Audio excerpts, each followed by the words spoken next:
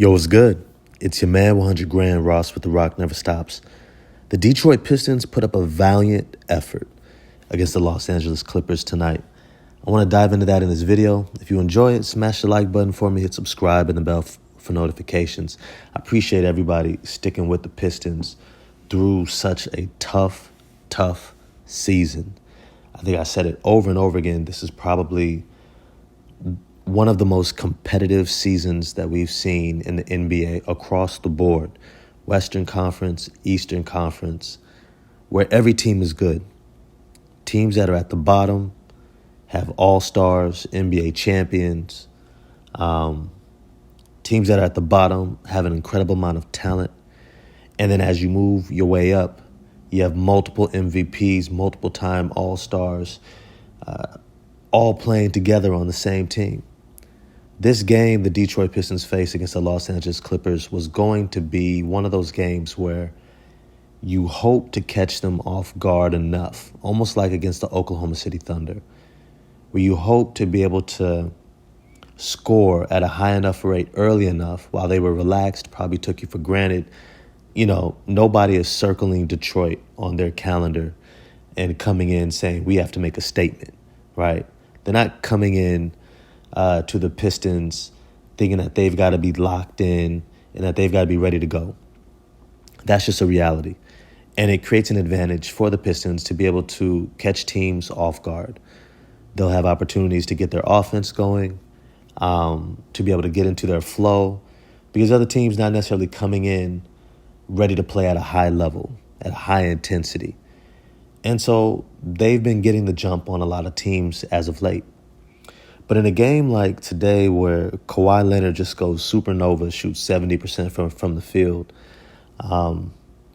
he dropped 31 points in 3 quarters. I mean, it was nuts. And when you have Russell Westbrook hitting shots, I mean, it's just one of those uphill battles. And Detroit didn't have enough. But that's not necessarily what I want to focus on in this video, because some of the things that I want to point out, one, I got to give kudos to Jaden Ivey. I will critique, but I will also show love when it's warranted. And Jaden Ivey's relentlessness, his intensity, it never waned. It never waned throughout this game. And I know it definitely helps to have a good shooting game. He shot 61% from the field, 37% from the three-point line. Was able to get to his spots, looked really good. I think he learned from Marcus Sasser how to attack those gaps and do a little teardrop floater. I don't think I've seen that floater game from him really at all this season. And it has given another wrinkle to his offensive repertoire that has made him that much more effective. And in this game, it was needed. He dropped 28 points, 7 rebounds, 3 assists. Still had 3 turnovers. I mean, a 3-to-3 assist-to-turnover ratio just isn't good. But he was a +5, plus minus. And he was one of 2 players who played, legitimate minutes, him and Kevin Knox, to have a positive plus minus. And I would say Jaden Ivey earned it the most. This was a really good game for him. And so I want to give him kudos. Bojan Bogdanovic, I definitely appreciate him. And Danilo Gallinari, they're almost like 2 of the same player. They just come in and they're professional snipers and bucket getters. They get to the free throw line. They get to their spots. They get their shot off. And they're just so reliable. And I appreciate that head coach Monty Williams continues to make sure that he features them, because I think that these guys take pressure off of the other guys. And speaking of the other guys, Marcus Sasser, once again, just an absolute bucket. From the moment he got on the court, he was an absolute bucket. I think there was a point where he was like 4 for 4 from the three-point line in the first half. He really was a big part of what allowed them to withstand this onslaught that Kawhi Leonard was just putting on him. And that was impressive nonetheless. Marcus Sasser's ability to get his shot off, it looks smooth. Every time it goes up, it just looks like it's supposed to go in. And that's a huge advantage for this team. I keep saying it, but he needs more minutes. And the way Monty Morris is playing, look, I know he's from Detroit. He's a veteran. You want him out there. But I think it's evident that Monty Morris is not in the best of shape. He's not at 100% shape. He's not at, I trained all season, had a healthy off-season training camp, hit the season ground running, where he has that pep in his step. He has that pop. He has that burst. He just doesn't. And against some of these better teams, he's going to get exposed. And he kind of did in this game with a -15 plus-minus rating. It was evident he didn't have it. And he got picked on by Russell Westbrook. And he just wasn't able to be effective. And if I'm honest, what I would do if I'm Monty Williams is give those minutes to Marcus Sasser. Allow Monty Morris to really get into great shape. Look, this isn't a lost season. This is a season that you're focused on the young guys anyways. And so it's better to have Monty Morris get into the best shape of his career and then to be able to come in and be a difference maker, be a game changer. Somebody like Gallinari, somebody like Alec Burks, even though he had a rough game, somebody like Bojan Bogdanovic. These are veterans who come in and immediately are making significant differences. And that's what they need from their veterans. But if you're not ready to do so, I just don't see how you can take those minutes away from a Marcus Sasser or a Jaden Ivey or another guard who is really playing up to that position's need. Now, another thing that I want to point out is that I'm really concerned about Cade Cunningham's body language. It just looked really rough. And, I think it's evident this losing is getting to him. And not in a way that is lighting a fire in him to be a better leader, to be a better player. I think it's just weighing on him.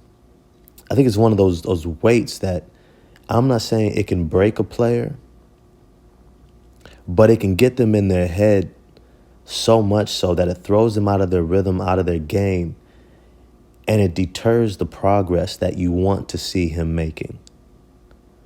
And so Monty Williams needs to make sure that his star keeps his eye on the prize. This is a hard season to lose this much. But this is not where they're going to end up. I do not think that this team is going to end up a bottom-feeding team, even, I would say, next season. Next season, they're going to be, I would say, right beneath the play-in. There's going to be a team that's knocking on the door. They just need to shore up some of the areas where they're showing a little bit of weakness, and that's in their consistency on defense. That's in their ability to take care of the ball. That's in their ability to communicate effectively and know where guys are going to be and really develop that chemistry. But when they do, they're going to be a team that has all the talent in the world to be able to compete with anyone.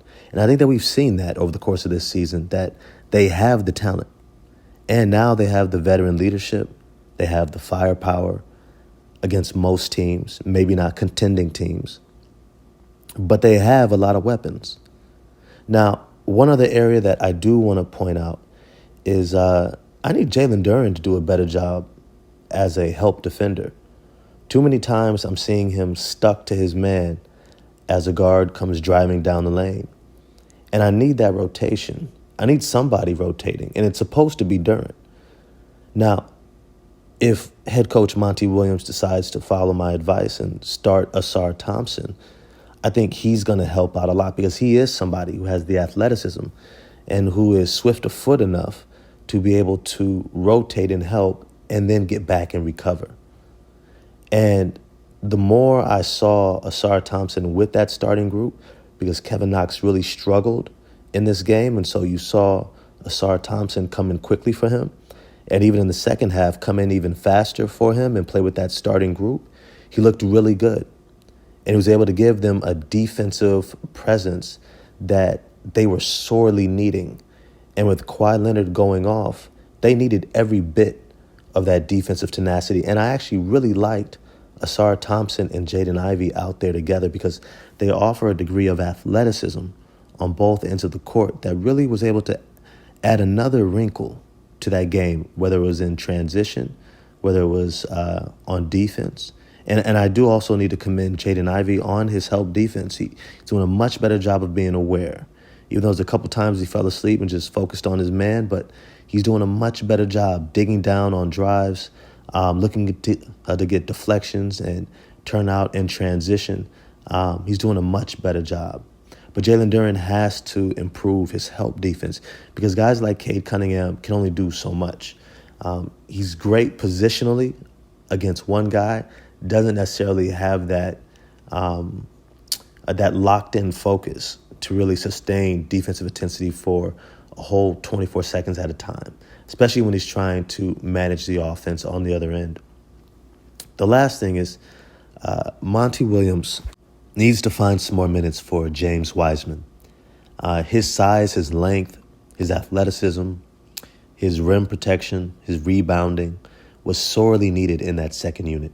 When Jalen Duren went out, this team just looked small. They looked incredibly small. And that was actually when the Clippers went on a run. They just went right to the rim. And they were able to get there without any resistance.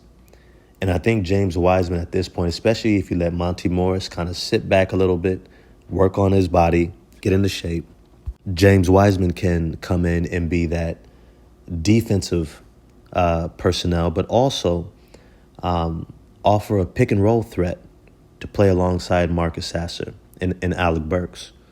I think his ability to rim run, his ability to get offensive rebounds or dump offs and finish around the rim is something that second unit needs. And when you don't have Isaiah Stewart, who's a great backup center, you need somebody who can play that role. And I think that's becoming evident, that they'll have the offensive firepower in the second unit between Sasser, Gallinari, Burks, but they won't have the defense. They won't have the rebounding at times. Even as admirably as Asar Thompson rebounded in this game, they just needed more size and they needed more help. And I think James Wiseman can do that for them. And besides, this is what the season is about, seeing what these young guys got. Now they got their veterans. Now they got that balance and that leadership. Let's see what they can do. But as always, I want to know what you all think. Holler at me in the comments section if you agree with some of these takes. Like, subscribe, hit the bell for notifications, and I'm going to get at y'all next time. Peace.